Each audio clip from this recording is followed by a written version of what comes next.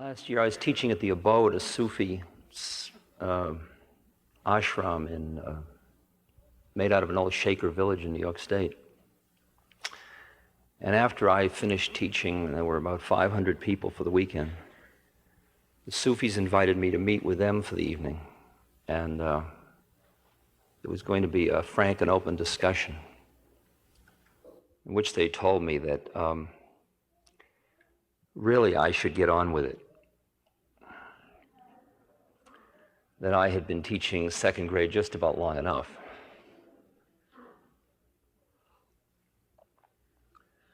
But we must accept our dharma joyfully. And if I am to be an eternal second grade teacher, so be it.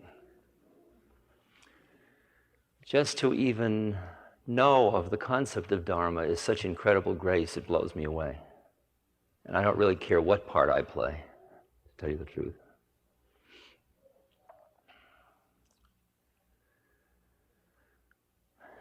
Every now and then I try to conceive of what this is about. And there are so many scenarios you can run off. But every one that you think is the one that brought you here, let that go and just think of all the rest that are available. We are these beings from, we agreed we'd all meet. You remember?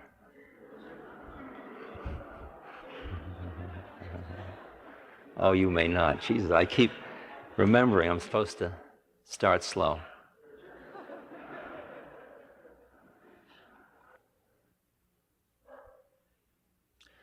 There is a Chinese curse that says, may you be born at an interesting time.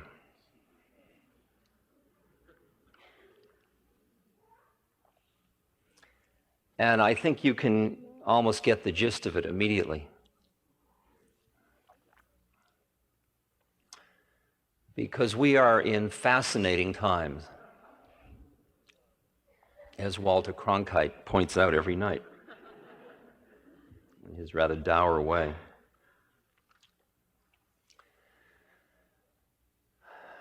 And the bringing together of the spirit and daily life, or figuring out how to deal with interesting times,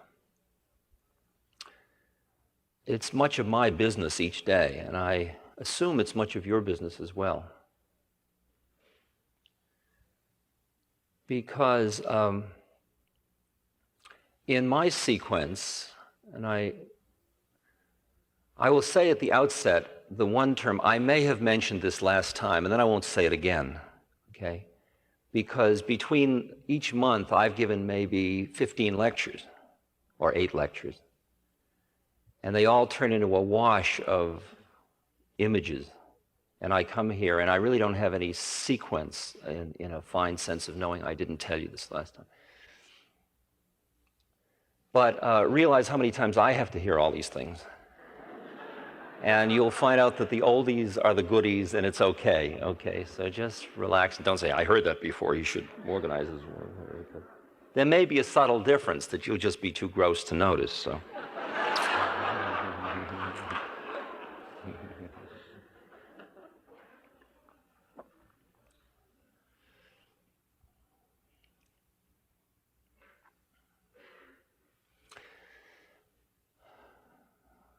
But after the 60s, when we had charts on the bulletin board at Harvard and later at other places, showing when everybody was going to get enlightened. And but then we all kept coming down. And then it got interesting to figure out why you come down. And it turns out you come down because of your attachments, or your clinging, or your karma.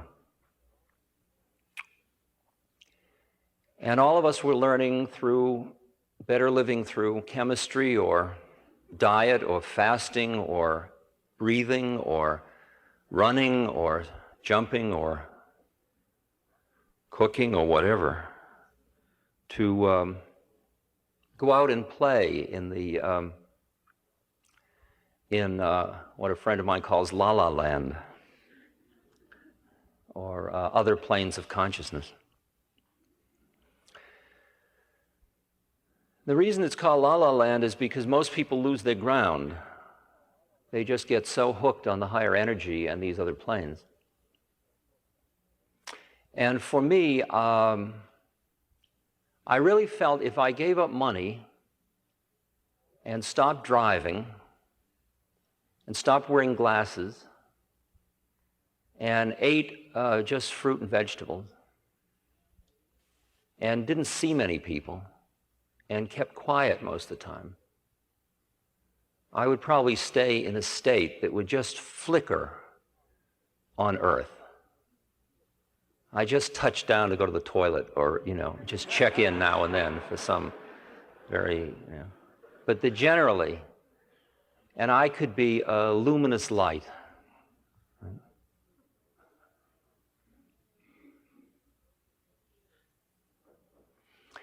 So for some years, I kept trying to do that. I'd live in a cabin out in the woods.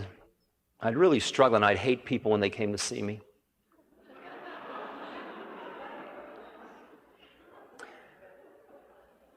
But I kept hearing Maharaji, my guru, saying, when I'd say, Maharaji, how can I know God, or how can I raise Kundalini? He'd say, serve people, or feed people, or something like that.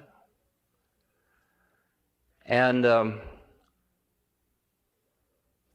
see, what I was caught in was the polarity that occurred in the late 60s between the political activists and the spiritual seekers. And I remember sitting in the temple in India in '68, winter, getting clippings from Allen Ginsberg about various political activist things. He was chanting Om in the middle of a park, and police were beating on him. And I was sitting by a stream, wrapped in my blanket, in a quiet Himalayan temple, eating one meal a day, and taking baths in the river, and being on silence, working with a chalkboard, doing hatha yoga and a lot of pranayama, and reading the Bhagavad Gita and the Bible that winter. And I remember here I was reading the Gita, which was about a battle. And I thought, gee, there's Allen Ginsberg out on the front lines. And what am I doing? I'm copping out. I mean, I should be there where the action is. I should be doing it. What am I doing sitting in this temple? Sitting with my mind, with my neurosis, with my, wild thoughts and fantasies. And then in the course of the morning, it flicked around, and I entertained the possibility, because of the way the Gita is written and the chapter I was reading that day, I entertained the possibility that maybe I was on the front line, and that Allen Ginsberg was in the rest camp.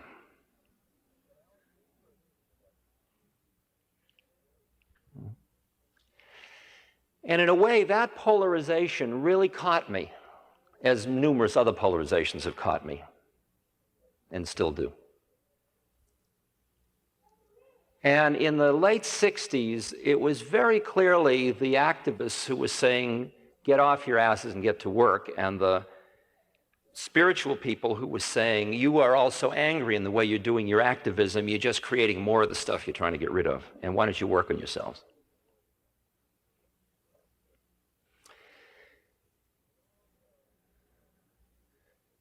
Around early, middle 70s, I began to realize there was something wrong, really wrong.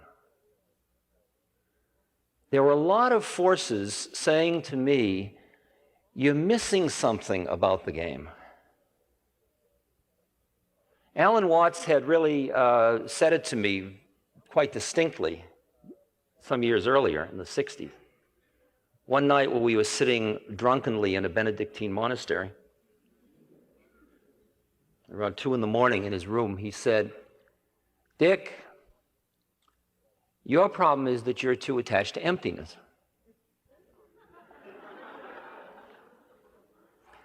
And those of you that have read the Third Chinese Patriarch know it says, do not be attached to enlightenment, and there's constantly that reminder not to be stuck that way. He says, don't you see that when you look at the physical plane, if you turn a microscope and tune in, you will see that when it's out of focus, it's all a homogeneous field, but when it comes into focus, you see man, woman, stage, picture. You're seeing God made manifest. Why aren't you enjoying it? Well, being a kind of Protestant ethnic Jew, I couldn't conceive of enjoying it, but at least I might acknowledge it. You know, I mean, that's about as far as I could consider going.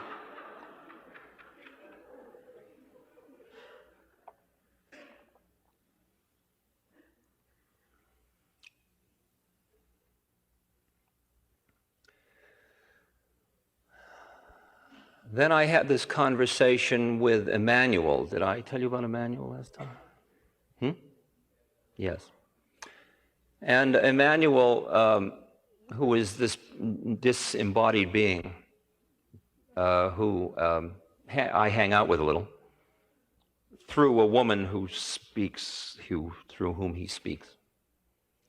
And he said to me, Ramdas, you ought to get on with the classroom you're in, which you took a human incarnation, try being human.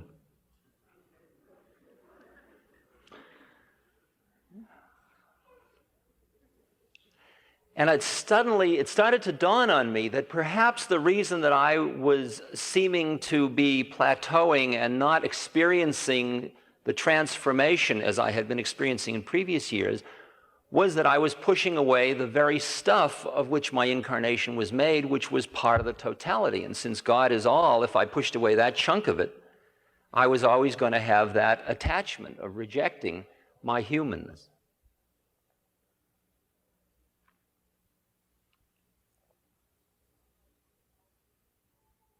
See, Maharaji didn't help me any. He kept screwing me up. I mean, that was his way of teaching. He said, Ramdas should be alone. He shouldn't see people. He should eat alone.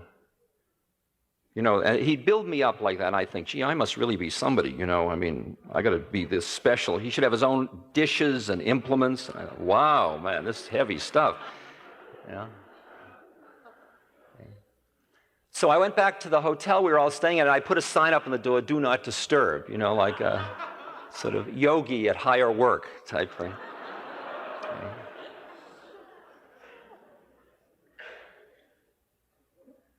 And that night,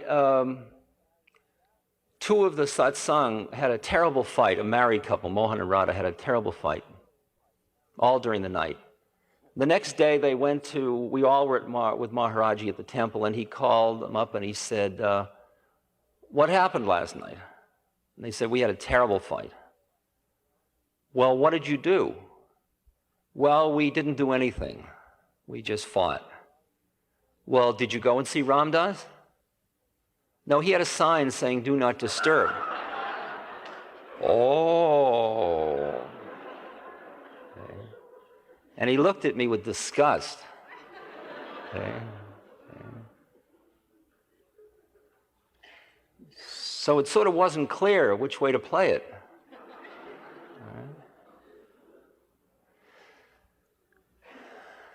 So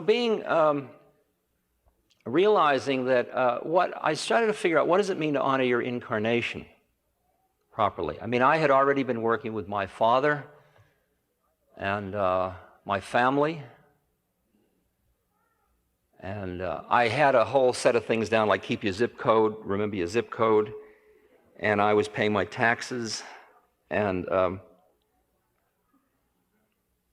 but it wasn't fully doing it. I could see that.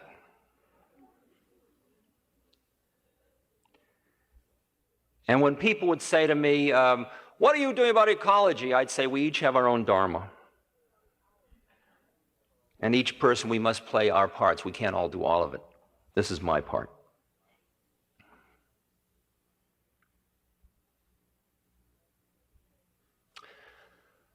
But then I began to think about the possibility that we all do have to do all of it.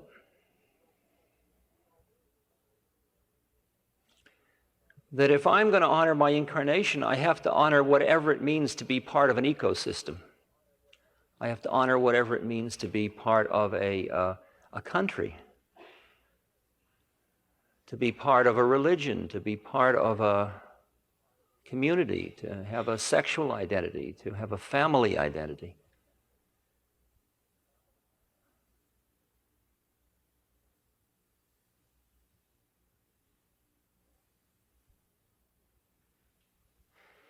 And but I know one of the pitfalls that we Western intellectuals have, well, I have it, I don't know about you, but the minute I think of how it ought to be, I immediately try to make it that way.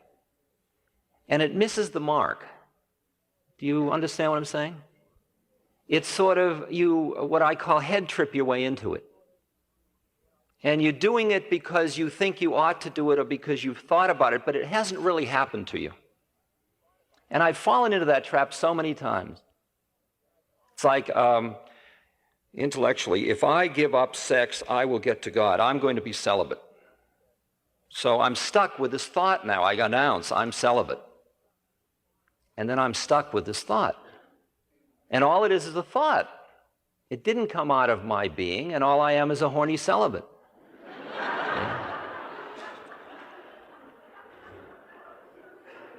Now that's process two, you understand. I mean, I really want to point out to you that once you have a spiritual perspective, everything in your life is the process of the spiritual unfolding. Every time you go down or up or plateau or anything. And the experience of, oh my God, I've fallen off the path is just more of it. Just another one. That's an interesting place in the journey. Really feel it. I've fallen off the path. God, I've fallen off the path. Jesus, there's no hope. I had it. I used to have it. I used to get these visions. This thing, but I've fallen off the path. It's just more process, you know. Okay, great. You've fallen off the path, and here we are. You here? I'm here. Well, now what are we going to do? We've fallen off the path. Now what? I mean, the game is just much more interesting than just staying high. As Trungpa Rinpoche says, it isn't all just spiritual materialism.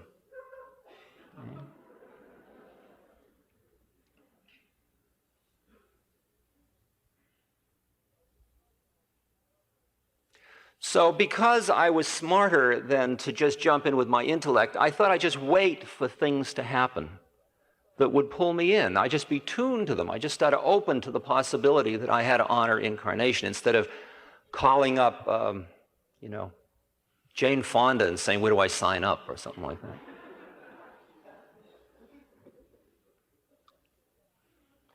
So it just turned out that I was touring and with Jai and with a group of people, and we ended up in Boulder, Colorado, the day of the Rocky Flats demonstration, the first Rocky Flats demonstration.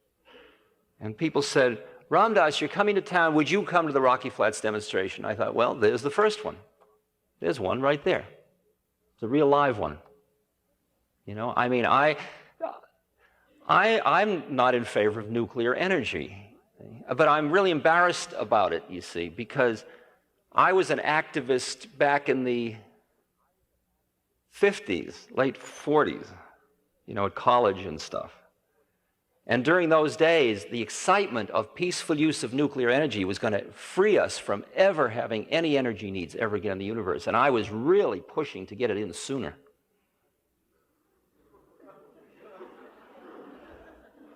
I was a good guy then, just like I'm a good guy now. Okay?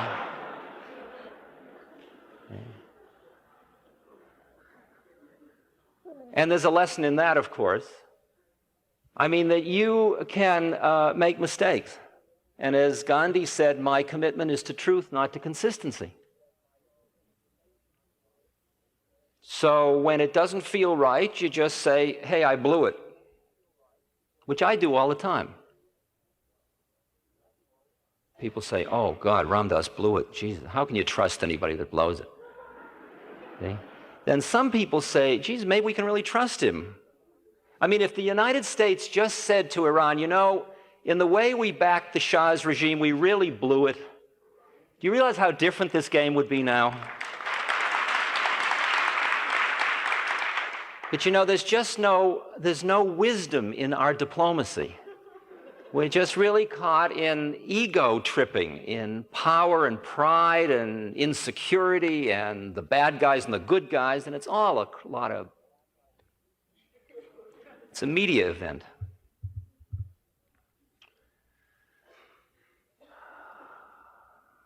See, the Iranian students really spiritually up-leveled us. I mean, I shouldn't use this as a political platform, but why not? Because it's all part of the same dance. Because if you can hear that I can play with it and yet not get lost, it might help.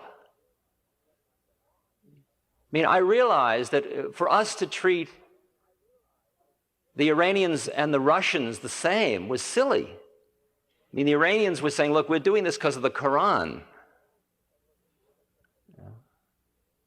We've always had the corner on spiritual righteousness. What right do they have?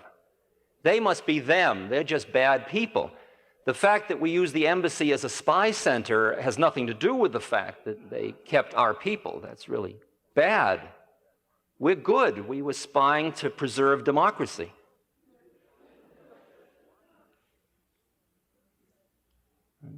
You and I are in a very delicate position here, I want you to know, as spiritually awakening beings. I don't dig not honoring the embassy freedoms and turning your head away from the world court, which is supposedly the highest thing that human intellect has ever done, which is a set of laws for the world to live by. I don't dig walking away from it, but I do think it has been prostituted badly, and I'm not upset when it gets shaken around a little bit. When somebody has the chutzpah, because they're so old they're going to die anyway, you know, to say, screw the world court. We're going to throw all the liquor from the Hilton into the alley. Because with Western technology and Western thinking and Western materialism has gone a loss of connection to God. And as far as we're concerned, that's not the way to go.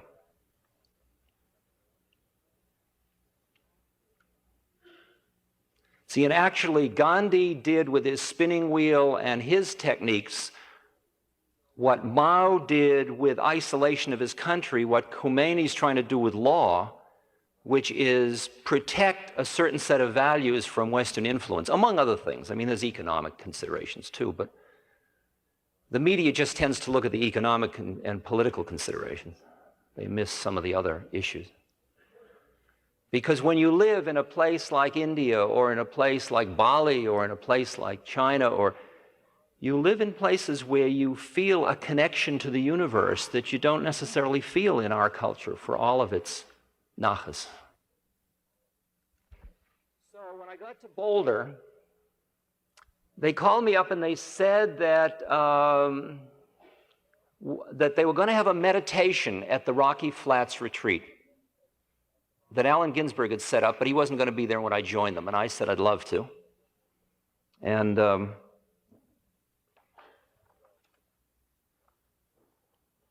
somewhere. And we wrote a statement to be read because we were all going to be silent, just sitting on our zafus. And how does people know why you're doing it? So we had to write something to tell them. We'd sit for 20 minutes and then walk, and it was raining. And we would sit, and I sat there listening to all the lectures, and I would hear all these incredible facts about nuclear fallout and what it was doing to children and so on. And I could hear in the tone of each speaker's voice how much they were romanticizing it all to treat the audience as objects to be emotionally manipulated, and how much they were sharing consciousness with fellow human beings with whom they're saying, look, this is the way it is, and you and I got to get on with it. Right? Because the old-fashioned style is the emotional rhetoric that fires up the audience, kill, serve, you know.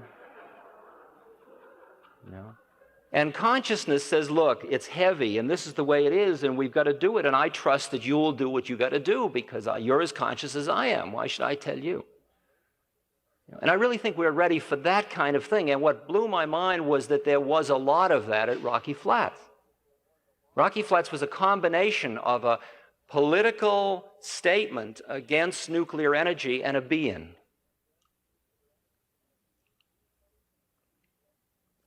We are meditating here today because we feel that a quiet mind and an open heart are the optimum conditions for social change.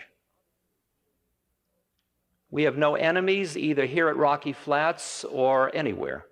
We are all part of the same organism, striving in our own ways to maintain the health and unity of the whole. It is the nature of our beings as individuals that defines the quality and the power of the statement. By focusing on each breath, we are affirming the dignity of life in the simplest way possible. We extend our compassion to those everywhere who live in fear of nuclear annihilation. May we all experience clarity of mind and learn to share it constructively with each other. And that was a beautiful moment. Well, there have been a lot more. The most recent one was that I was with Wavy Gravy in New Hampshire during the primaries, pressing the campaign of our candidate, Nobody, for president. Our candidate's record speaks for itself, Mr. Gravy told a scattering of passers-by. That's how it was, by the way. Nobody solved the problems of the poor. Nobody brought about racial justice. Nobody made a fair distribution of income. Nobody cares.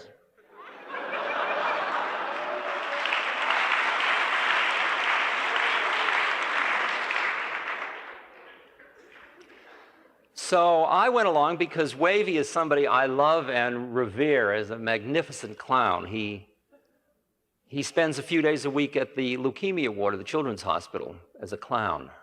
And he's just everything he does with great beauty and just great wisdom. He's a clown in the deepest sense of the term. So I thought I'd apprentice to Wavy. I mean, you can't really do it, but I found myself sitting at a table in Durham, New Hampshire, selling buttons and bumper stickers. The buttons said, "Apathy sucks." And the bumper sticker said, "Get the U.S. out of North America."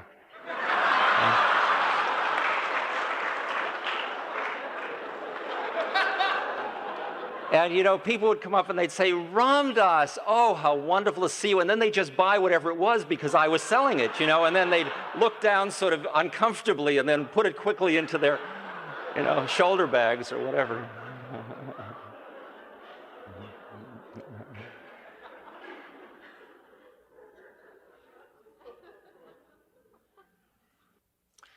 And I got a chance to stand at the runway where at the Republican caucus, where all the Republican candidates walked in from their cars into the high school. And they walked down this runway where the lights were really brilliant.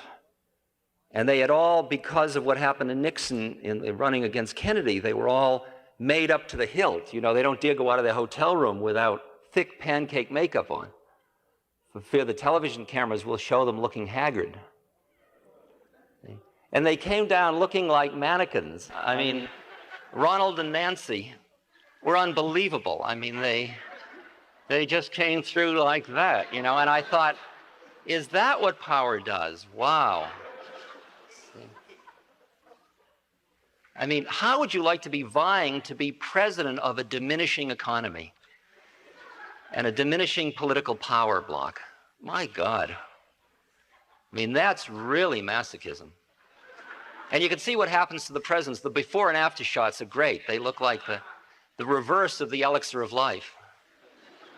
You know, they've been having blood taken out of them each day at court. But I used to sit in the temple, you see, reading Patanjali's Ashtanga Yoga, which told about miracles, thinking, when I do this breath and my throat opens, it says, then you will have the power to enter into anyone's mind. Said it right there, and I mean, it was a shloka. So I'm sitting there and I'm thinking, well, now, what will I do when I get that one? See? I thought I should do good with it. See? Well, I'm a little concerned about Lyndon Johnson's mind. So I will get down to Washington, and he'll be sitting in his study, and I'll just enter into his mind, see? It said when you did another breathing, you could appear visibly to anybody. So I was going to do that one, and I would just appear in his study. And he'd say, "What are you doing here?" And he'd say, "I'm going to push the button. Call the Secret Service," and I'd say, "You do that and I won't appear and they'll think you're crazy. I've come to help you." And then I would give him a cosmic perspective. You know, I mean, there's no sense, you might as well help your side.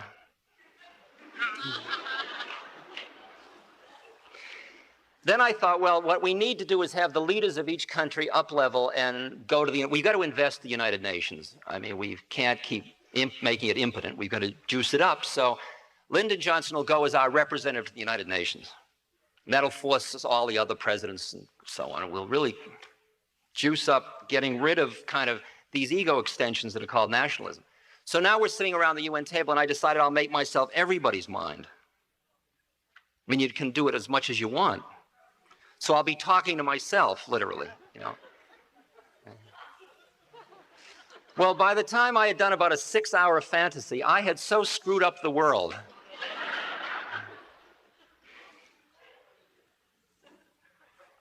Because I would have just made peace and I'd forget about the economics, some minor thing like that, you know.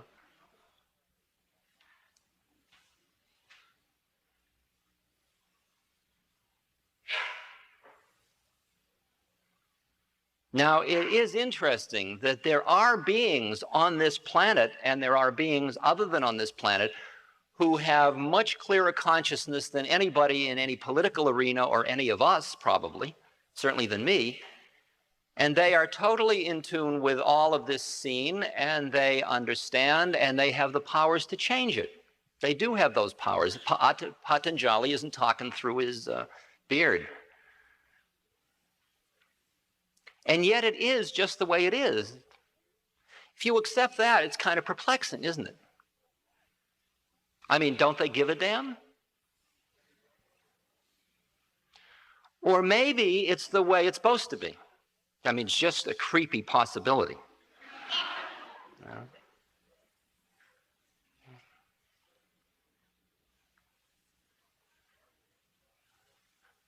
I was at a lecture last year when the lecturer gave a list. He was an anthropologist, and he was talking about major changes in cultures. And he says, usually a change is preceded by the alienation of the individual, mental illness in the society going up, violent crimes going up, sexual hedonism going up, religious cultism going up, and economic inflation.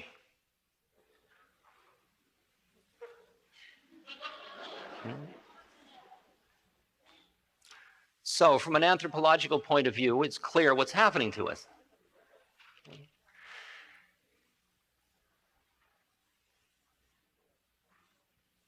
Just before I forget, I want to complete the wavy gravy part of it. That as I sat there at that table selling buttons and stickers, I thought, this isn't really my way. You know? It's cool and I love it and I honor Wavy and I really want to support his doing it. And he now is going to probably go to Thailand to be a clown for the kids in the camps. And he's arranging benefits for the Seva Foundation and all kinds of good things.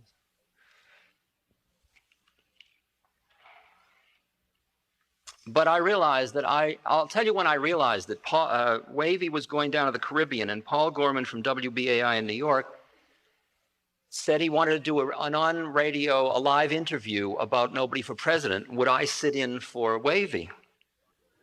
So, I mean, it's one thing to be marching in a parade, or we were, like in Wisconsin, Wavy had nobody in the back of a Pinto in the parade because nobody in his right mind would be in the back of a Pinto. Okay.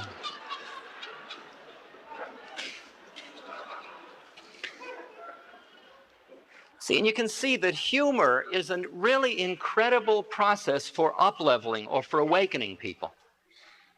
I mean, if you look, just compare Nobody for President with all the other candidates, and you will see that there is a qualitative difference. You know? Maybe it is my bag. I didn't realize. You know, warming to my topic tonight. I didn't expect to do that. See, because when Paul interviewed me, I realized that I wasn't going to be able to get away with just nobody cares, nobody knows the truth about Chappaquiddick, nobody, you know, all of these routines that Wavy was using. So I had to get heavy because I'm the heavy part, you know. So I had the list. Nobody looks beyond politics to people. Nobody will tell it like it is. Nobody is ready to up-level nationalism into humanitarianism. Nobody admits errors. Nobody is interested in reducing the gap between rich and poor nations out of compassion rather than out of fear. Nobody is free of international paranoia. Nobody cares to see that every human being has a right to be fed and should be fed first. You know that in order to feed, water, house, and educate, I assume clothe, although that wasn't on the list originally, all of the people that need it in the world, it would roughly cost $17 billion a year, which is a lot of money. It is exactly what the world spends on arms every 2 weeks. That's who we are. I mean, this is just, I'm just holding up a mirror saying this is who we are. Just let's appreciate who we are. Because it's our collective paranoia that's doing that.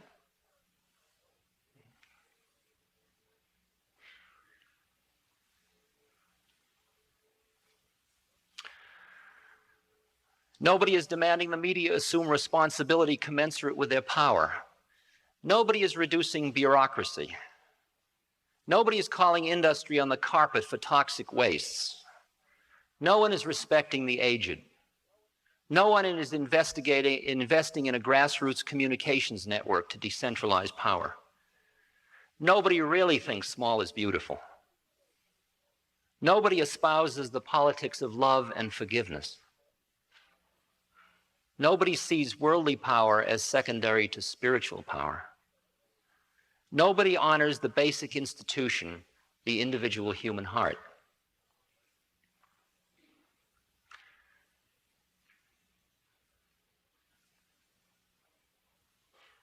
See, and I did that, but I saw that, that the really essence of the Nobody campaign was in the humor and the awakening people, getting them to just think about what candidates really represent. This is a part of it, and I think it's useful. But the essence of that particular forum, it had its form. It had its form.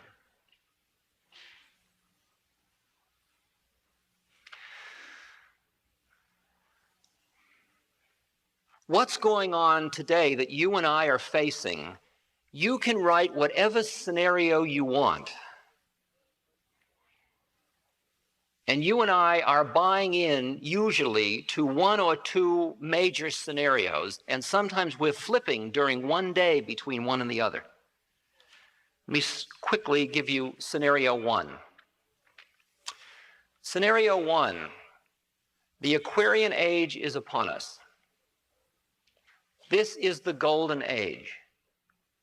Human consciousness is rising to the point where compassion is finally breaking through. The media, travel have all cut down our concepts of time and space to the point where we are beginning to truly experience the brotherhood of humanity. It's all happening slowly, but happening. The polls have shown that Americans are beginning to desire simpler lifestyles, which also goes with higher consciousness. Tofu is appearing in the supermarkets.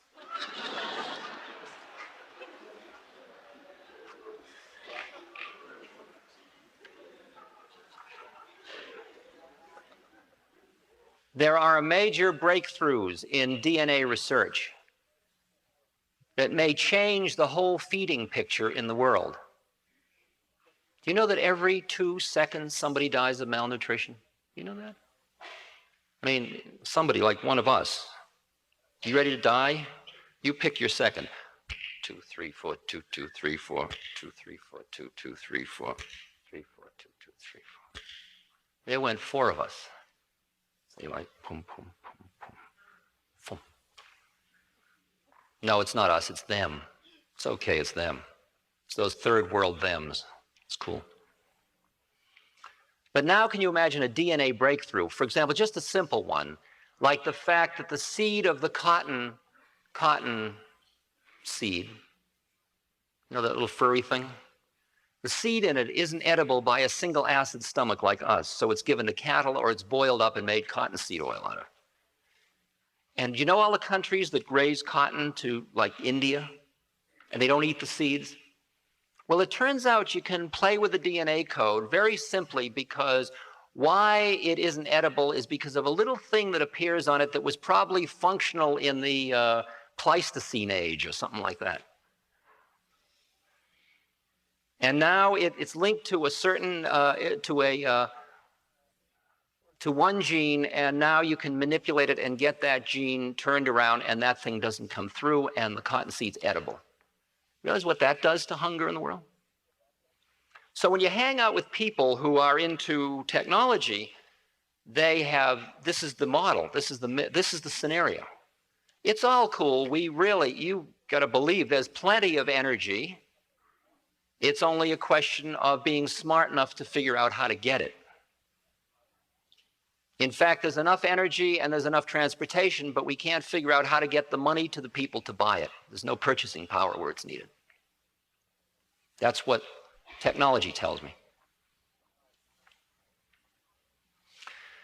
Part of the New Age myth, the East and West are coming together. The incredible spaciousness, clarity, quietness, peace of the East is merging with the exquisite material technology and appreciation of the physical plane of the West, and out of it is coming not only holography and Kirlian photography and on and on and on, but a new kind of spiritual awareness that brings things together so it doesn't end up like India where large segments are starving while the spiritual domain is practiced by some and ignoring the economic physical plane.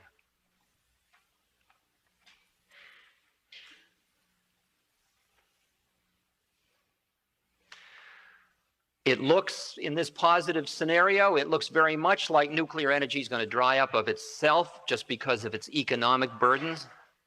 It looks like the pressure came from other than just activists, although that pushed the button to make it so expensive.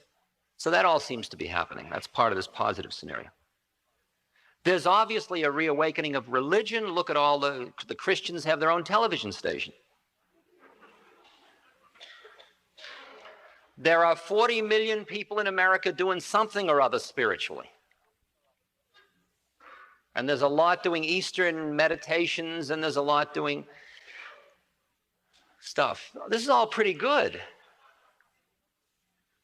We are going through some growing pains. What did you expect when a new age came? That the birth wouldn't be a little painful? A little bloody around the edges? But the baby is coming through healthy, and there is all, like what happened in Marin County when they ran out of water, everybody's consciousness went up. And so it'll be as the stuff hits the fan for us. And it's all part of the grand design. That's one scenario. It's a pretty good scenario. You sure can breathe a sigh of relief with it. Let us just reflect a moment on scenario 2.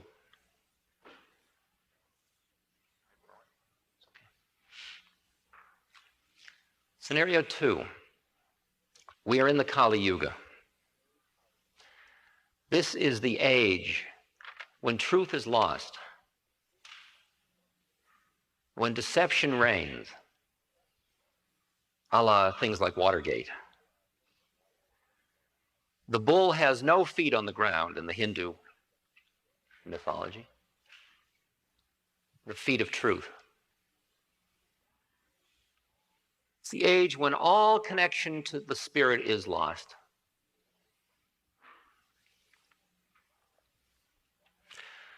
Morality goes by the wayside. The family unit dissolving. We in California now, statistically, are a serially monogamous society. Over 50% of the marriages end in divorce, and over 80% of the divorcees remarry. So there it is. That's who we are now. It's a hard one to keep the family unit together. Violence and rape and lack of respect for property is way up. The hedonism and the use of cocaine and other related kinds of experiential drugs is at the point where one feels very much like the Roman Empire revisited.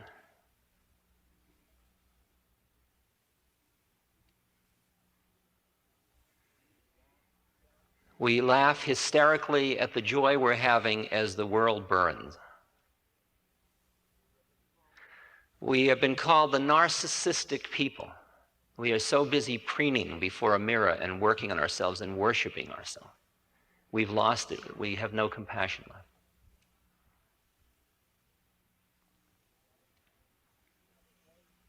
We have a very deep fear, a feeling of impending doom. And the fear is so deep that we tend to buy any belief system with incredible fanaticism and try to press it on other people. So there is incredible proselytizing and lack of respect for one another. The rate of entropy is staggering at this moment, the way in which we are using up non-renewable resources and moving disequilibrium into balance or into no energy potential. Entropy is upon us, and it's just becoming all too obvious very quickly. Not only in the usual energy things, but in a lot of the metals we work with and so on. We are just, and let alone our air and our water and our forests. We are absolutely unconscious and just destroying the very chance of survival. Allen Ginsberg came to me from a meeting in New Jersey, and he said, well, I've just been at a meeting about toxic waste, and I want you to know, Ram Dass, it already happened. Gee, and I had a moment thinking, gee, isn't this interesting now? It's a new one now. It's already happened.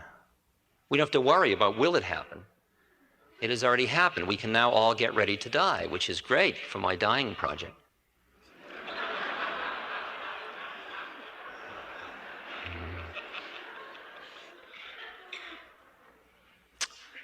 We have punk rock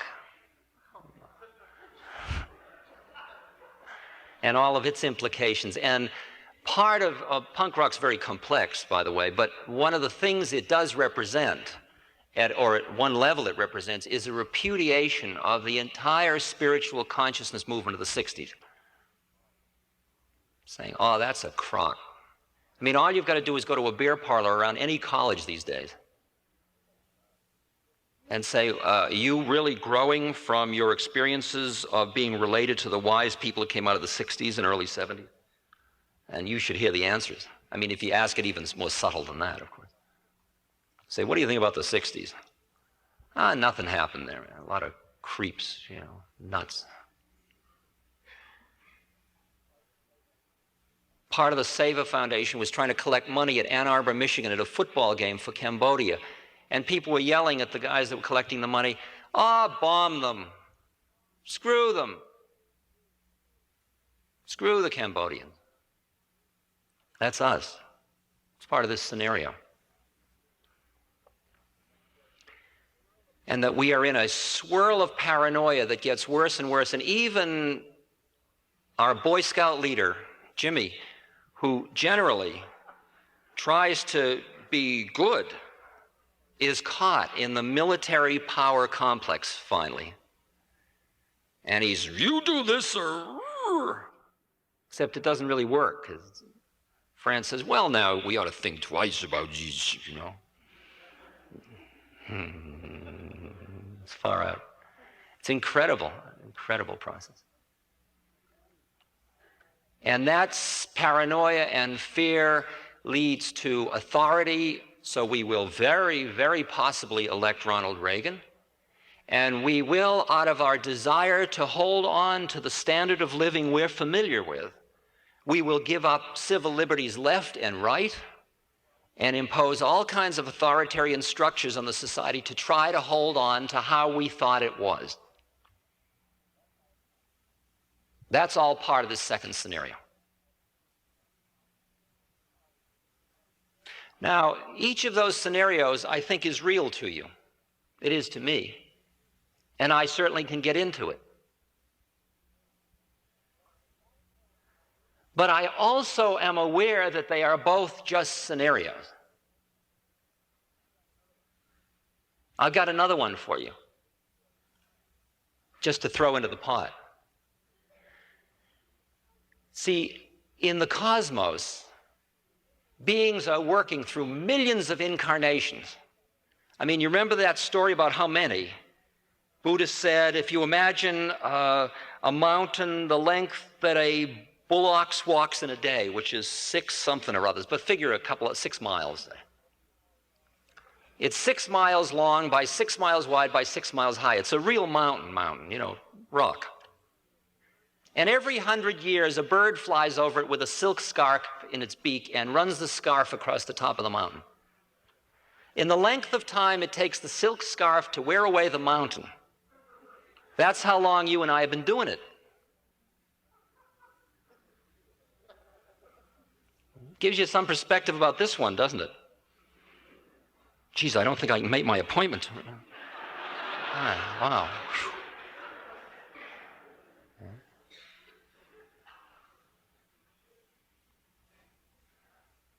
Time's a funny thing.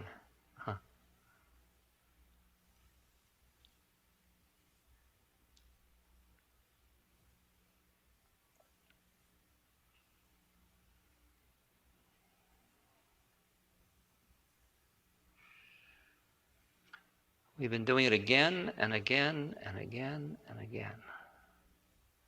Now imagine, see, there are all beings, I'm just giving you a scenario now. It's not true. All these beings are at different levels of the game. Some of them just got out. They just got into human form for the first time. Others have been through about 40,000 times. And you learn something each time. Or you work out karma, whatever you want to call it. So now, any place, everybody's tuned. There's a great big computer system. Everybody knows what's going on. And there are moments where it's really good for doing certain work to be at a certain place. It's like on Tuesday in the year XD4, it would be good to be at this place because anybody there is going to get enlightened. So the really high beings who pick up on that and they're ready, they go and be there. Let's assume we all found out that if we took birth at this time, we would all simultaneously be enlightened through a bomb. A large mushroom cloud, a large white light, and we would all be free. Just take that scenario for a second. You and I are these incarnates. Now, we are in human births, so that has in it the mystery, though we got to have an illusion. You got to get caught in the illusion. So you can't know this, by the way.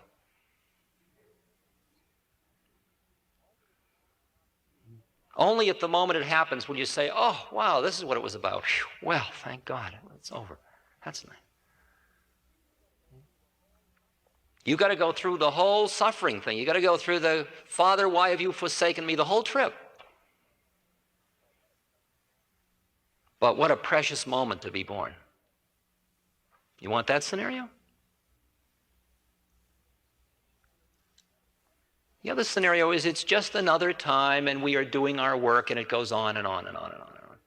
And it'll muddle along and some people will die and some will live and, you know, like an old car that just sort of goes along.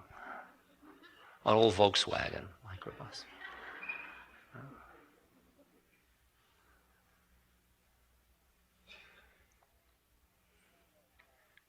What you and I are reflecting about is how one lives within scenarios without getting caught in them.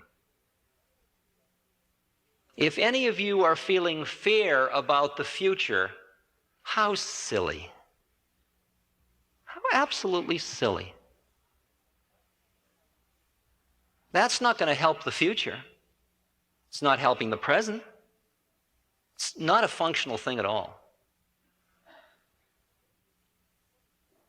If you're feeling hope for the future, how absolutely silly.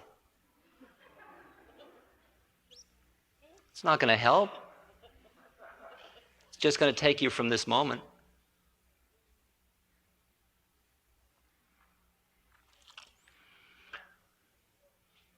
Paul Brunton said to Ramana Maharshi in India, Ramana Maharshi, he had expressed an opinion about the future of the world as we are living in critical times.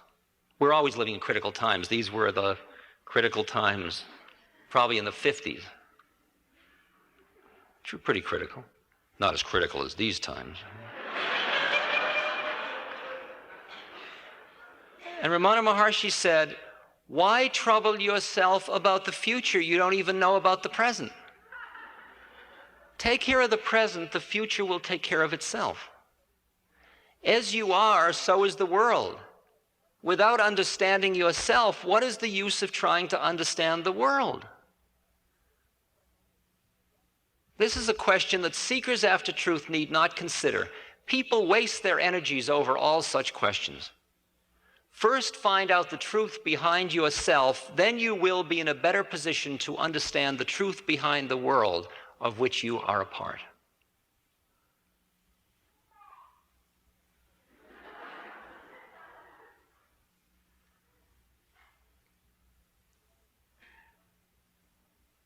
It's so clear that the obvious optimum strategy, if the world is going to end in a minute or if it's going to end in 10 billion years, is to be clear, conscious, present, and here. I mean, all of the training you and I will be talking about when we talk about dying has to do with coming to the moment of death and being so here that you are not pulled or pushed or frightened or grabbing or holding. You're just right here. And then here. And then here. And then here. And in that sense, life and death and living and dying are exactly the same thing. And the optimum strategy for you to be totally processing everything and be in harmony with the Tao is to be in the moment. To be with the moment fully, which includes the past and the future. It doesn't negate it. It's all in here. I know that in 2 days or 3 days or 2 days, I'll be in Iowa City speaking at this time. And the next night in Omaha, Nebraska. I know that. That's part of the future. But at this moment, I'm right here. That's also here, too. But I'm not busy not being here because of that.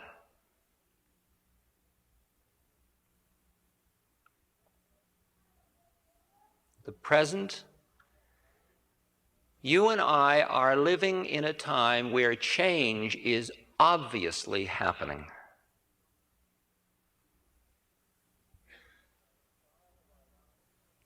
The style of our lives in our lifetimes is going to change.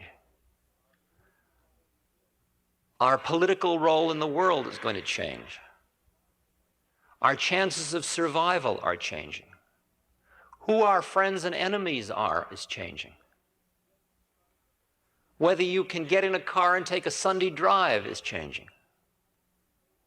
Whether you can have on your table the foods that fascinate you when you go to the supermarket is changing. When I walk down the alley of a supermarket, my appetite used to get greater and greater, and I want this and I want this. Now I lose all my appetite. Because the prices of whims are beyond my tolerance. And I notice my diet getting simpler. And I'm not suffering. It's great. And there's the key right in there.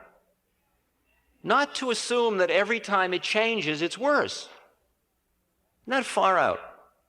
I mean, that's part of my tradition, my family tradition. If it changes, it's going to be worse. We've always done it this way. We've always had pot roast on Sunday.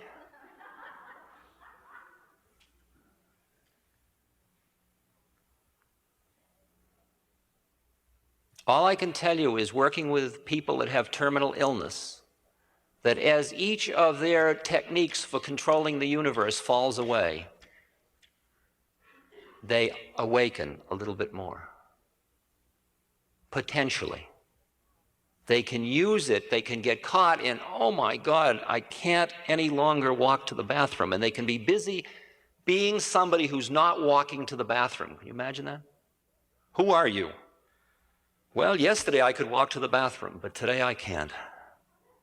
Heavy, isn't it? See, you don't want to laugh, but it's funny. It's one of those things. But the fact is, I was with this fellow, and I don't know whether I told this, that was dying of, he had Hodgkin's disease. And he was in the final stages of it. And he had chemotherapy, and he had a wig, and he was a pusher in San Francisco. And he decided he was going to die by ODing on heroin and taking LSD. And he came to me to discuss it, consult. And that seemed reasonable to me. And so we went for a ride, and we went for a ride up on Route 1 over in Marin. And I had a rental car, and he said, could I drive? It'll probably be my last time. And he was about 22. You know what it is like for a 22-year-old to drive. I mean, I know it was like when I was 22 to drive, so I said, of course. So he started to drive, but the problem was he didn't have the strength to turn the wheel. And on one, it really does require that particular skill. And I would find us headed for the ocean, and I'd reach over and turn the wheel, and finally I said, look, just because you're going to die doesn't mean I have to die. We've got to recognize that who you were a few days ago, you aren't now. Now you're somebody that rides, you don't drive. So let it go lightly. That's the way it is. I'll drive. So I drove and he rode. And at first he felt sad, and then we worked with the sadness till he let it go, and we were just with the beauty of Route 1, and we were just being together in the love of and our shared presence. And it was enough. The minute he let go of the model was what was creating the suffering, not the existential situation. And as the change hits in economics, in politics, in social relations, in all of it, you and I may find ourselves eating out of a tin can, meeting next time, maybe next time, within the next month. Maybe you and I may find ourselves under a girder of a bridge, sharing a can of something cooked over a little fire of trash we found. And I'll look at you and I'll say, are you here? I'm here. Far out, here we are. Well, this is sure a change. Okay. You'll probably say, isn't that terrible? Isn't it terrible? God, I've lost so much. Well, you can hang on to that as long as you want. But we have a new existential moment.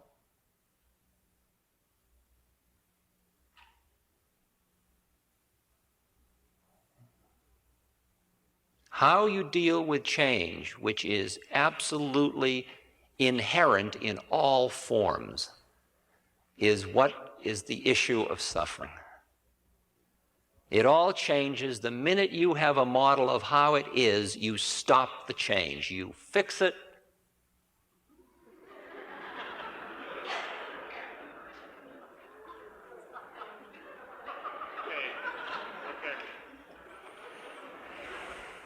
There's a beautiful change story that Larry Brilliant tells. Larry's the founding father of the Seva Foundation. And he was involved in the smallpox eradication program in India. And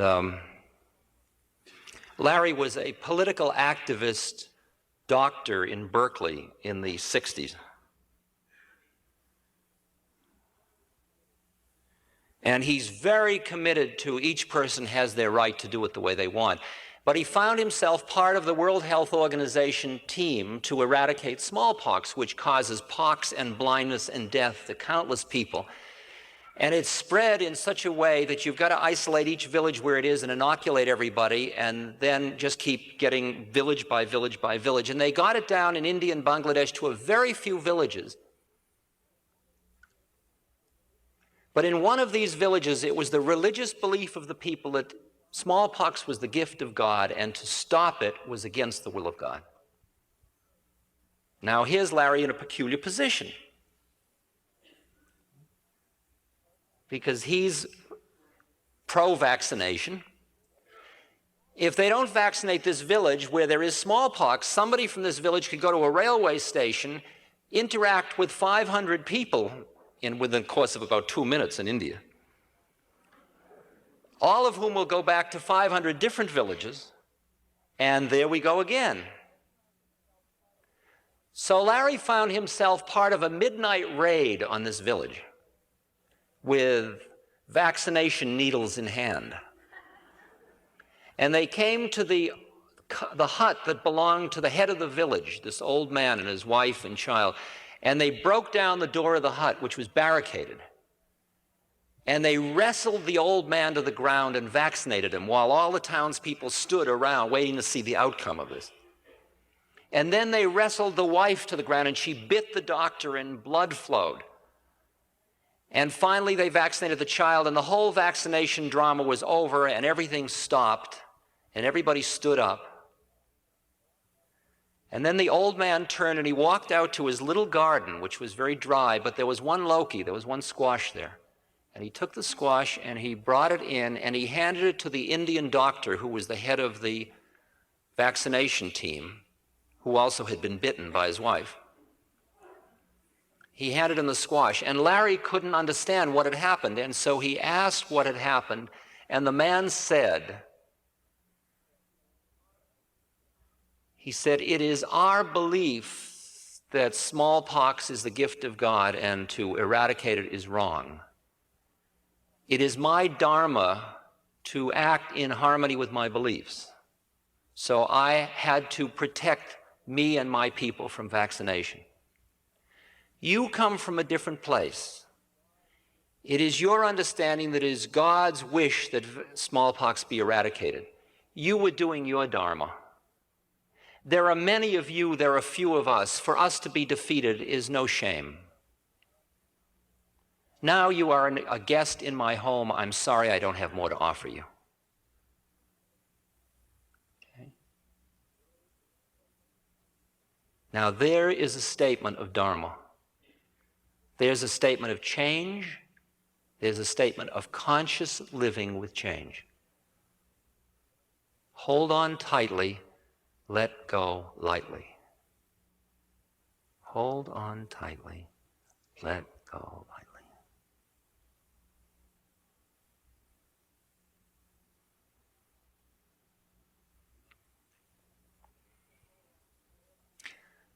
So how do I serve? I keep listening. You get a call, would you be at Earth Day? You happen to be in Boulder, Colorado, in Longmont, Colorado on Saturday. Sunday, would you be there for Peace Day? Well, I was going to be in town on Sunday, sure.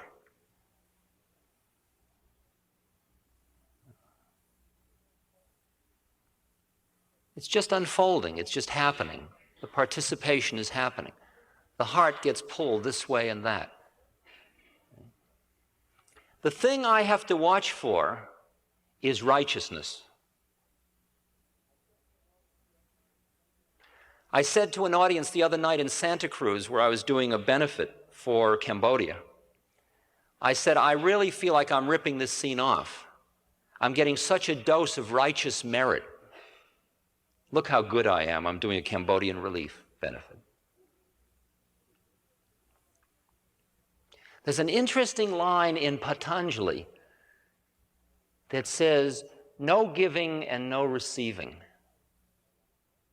It's in the purifications, the yama.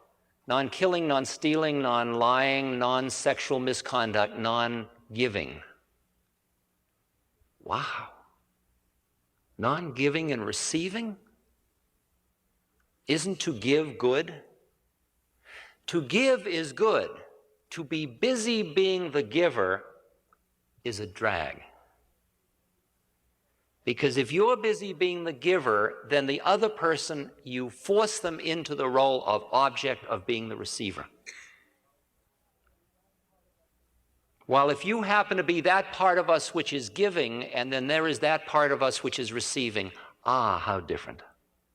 How different.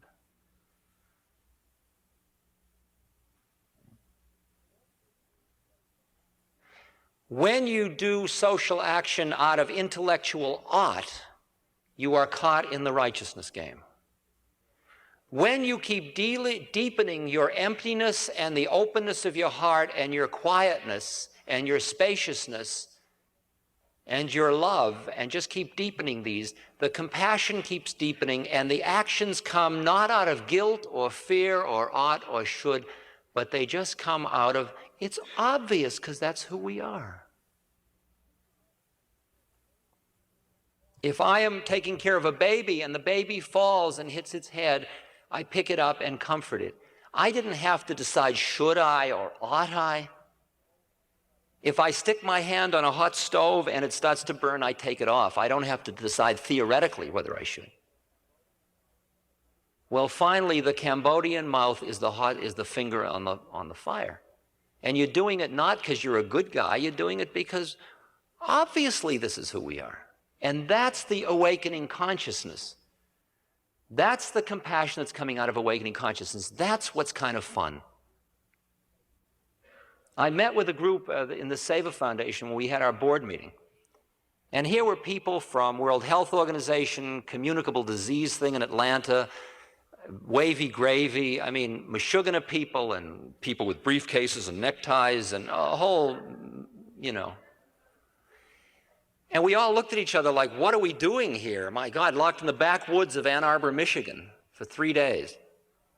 A woman ophthalmic surgeon from, you know, with a sort of that kind of person with the journals and the, what is your belief system?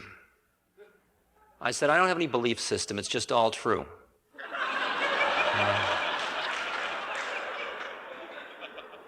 So there was a few days of delicacy. But then came the recognition, which was an incredible mind blower for me, that across all these differences, there was a reason we were all together, and that was because we were all tuned to the fulfillment it gave to our beings as just beings to be involved in this serving, sharing process with other human beings. And nobody in the group was busy being a good guy. We were all almost guilty. We were having so much fun in service.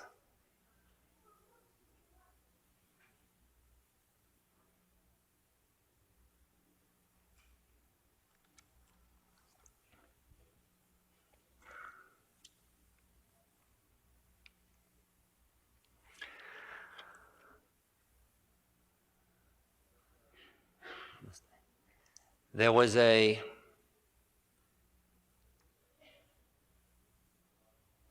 very beautiful saint in India named Sambari Maharaj in the Comoan Hills. And he had a devotee who was dying. And they brought the devotee to see Sambari Maharaj. And in those days, they brought him in a little basket with 4 guys carrying it, miles.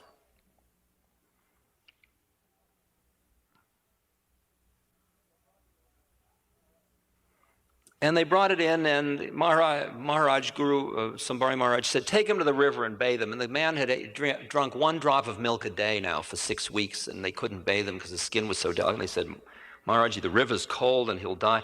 Bathe him, bathe him. And he went and he cooked a big, greasy thing of potatoes. And then they washed him and they brought him up, and he forced the potatoes into the guy's mouth.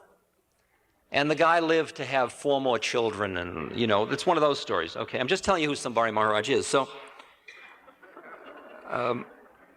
one day, Sambhari Maharaj is with a devotee, and he says to him, he had a very fierce disposition, Sambhari Maharaj. He said to this devotee, here are 2 potatoes. Take these down to the river and eat them both. Those are the instructions from the Guru. So the devotee's been a devotee for years, so he rushes down to the river, and he starts to eat the potatoes, and he's eating the first potato, and this beggar comes along. Sadhu maybe, very poor, hungry-looking fellow. And he says, Mahatmaji, he says, you have 2 potatoes, I have none. I'm so hungry, would you give me one of your potatoes? So what could the guy do? He gave him the potato. And then he came back up the hill, and as he was climbing the hill and came towards the cave where Sambhari Maharaj was, which was out of sight of the river, Sambhari Maharaj came out screaming, you fool, you idiot! I told you to eat both potatoes. Well, I guess it just wasn't in your destiny. The resolution is that that man became a leading judge. His children all married well, had health, had wonderful children, and did well in business. That was all the first potato.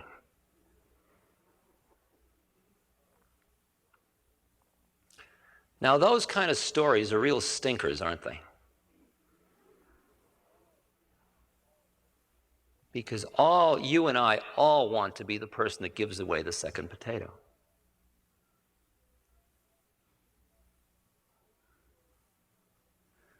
See, I feel every time I get a letter, would you appear here, would you do this, somebody calls, my child is dying, would you talk to me? Could you, please, How do you say no? That's the second potato. Of course, of course, of course, of course, of course. Now, if I can really hear what Maharaj is saying, how do I know God, feed people and serve people? And I can flip it so that every one of those is merely service to bring me to God. Not merely, but is service to bring me to God. I'm home free. But if I can't convert it all and it starts to weigh on me and I think, oh my God, I can't answer another phone call, then maybe what I've got to do is stop giving away the potatoes for a while. And only I know. That's why when I meet somebody else who isn't busy out protesting and somebody who is out protesting, I really can't judge one versus the other. So obvious that each of us can only convert that amount of fire. Like in the story of the Ramayana, Sita, Ram's wife, Ram is God and Sita's God's wife, and Sita's been stolen away by Ravana, who's the bad guy. Ravana's taken her off to an island called Lanka, Sri Lanka. And he's been with her for quite a while, and he's quite a ladies' man, because he's got 20 heads, or 10 heads, and 20 arms. You can make a lot of love with 20 arms. And when Sita is finally rescued from Ravana and brought back, Ram isn't so sure she's been true to him. And some of the people are questioning it. And she says, if there is any doubt of my purity, let me walk through fire. And if I'm impure, I'll be burned up. In those days, they did those things because that was a different yuga. And faith was much stronger then. So everybody could be a fire walker if you were pure enough. So they built a big fire in the middle of the square, and everybody gathered, and she got on and stood in the middle of the fire, and not even the hem of her sari was burned. Because when you've got pure gold and you run it through fire, nothing happens, because it's already, all the fire is done. It's purified all the stuff out of it. The dross is gone. But when you are attached still to the dross, the fire burns, and it really hurts. If I am busy being somebody who's doing something, that means I'm still attached to my ego doing something. That next telephone call can hurt, because it can be the straw that breaks the camel's back. On the other hand, if I merely am, and there is answering the phone and serving and helping and being and quiet, and I'm quiet in the midst of it, it is all just more and more stuff, and I am sitting quietly and getting deeper and quieter and more present as death, life, fear, hope, sexual desire, all of these just keep coming, coming, coming, coming, as they do for you as well as for me. Until we are just right here all the time. Heart open, mind quiet, not sitting like a zombie, not imitating Buddha or Christ or anybody, but being fully in our incarnation. So while this being is sitting here, you are mowing the lawn, protesting, collecting the bottles, eating the curry, playing with the kids, making love, being tired, being angry, being hurt, desiring loneliness, jealousy, fear, guilt, greed, pain, joy, innocence, corruption, cynicism, and here we are. And with your many arms, you're doing all of this while the heart is right here and the mind is right here. And it's all happening within the spaciousness that is the quiet mind. Now I have a car and I can go places. My car just blew up. Now I can't go anyplace. So.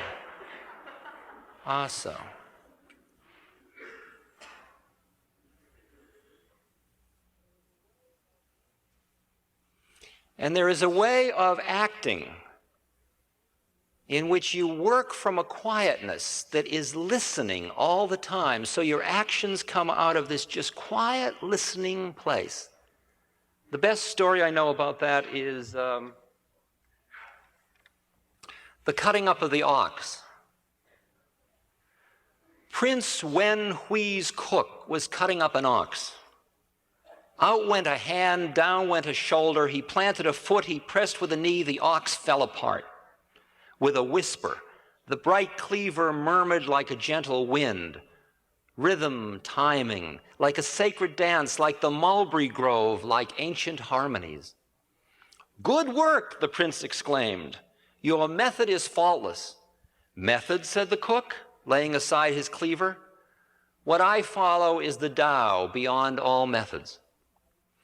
When I first began to cut up oxen, I would see before me the whole ox, all in one mass. After 3 years, I no longer saw this mass, I saw the distinctions. Now I see nothing with the eye, my whole being apprehends. My senses are idle. The spirit free to work without plan follows its own instinct, guided by natural line, by the secret opening, the hidden space. The cleaver finds its own way. I cut through no joint, chop no bone. A good cook needs a new chopper once a year. He cuts. A poor cook needs one every month. He hacks. I have used the same cleaver 19 years. It has cut up 1,000 oxen. Its edge is as keen as if newly sharpened. There are spaces in the joints. The blade is thin and keen. When this thinness finds that space, there is all the room you need. It goes like a breeze. Hence, I have this cleaver 19 years as if newly sharpened. True, there are sometimes tough joints. I feel them coming. I slow down.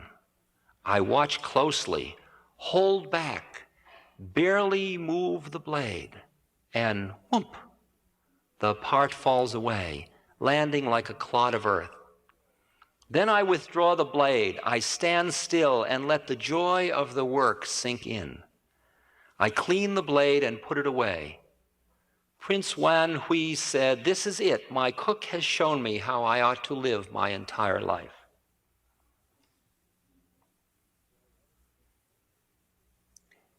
You are ready for change because change is all there is, and you have no models to which you are attached as to how it is.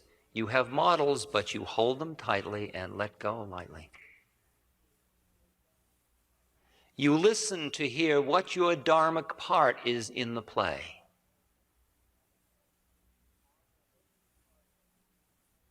And you honor every part of your incarnation as impeccably as you know how. You don't get lost in the many and forget the one. You don't get lost in the one and forget the many. And you do it all lightly, knowing it's just one scenario or another. And here we are. In Journey to the East, Hermann Hesse's Leo says to H.H., the heavy, H.H. says, "It's not, you don't think it's all a game, do you?" Leo says, "Just what it is, a beautiful, exquisite game." Walter Cronkite may have lost the game, but you don't have to. It's easy to get caught thinking you're the thimble or the top hat on the Monopoly board. But behind it all, here we are. And in this here we are, there is no fear, there is no hope, there are no emotions, and there's no emptiness.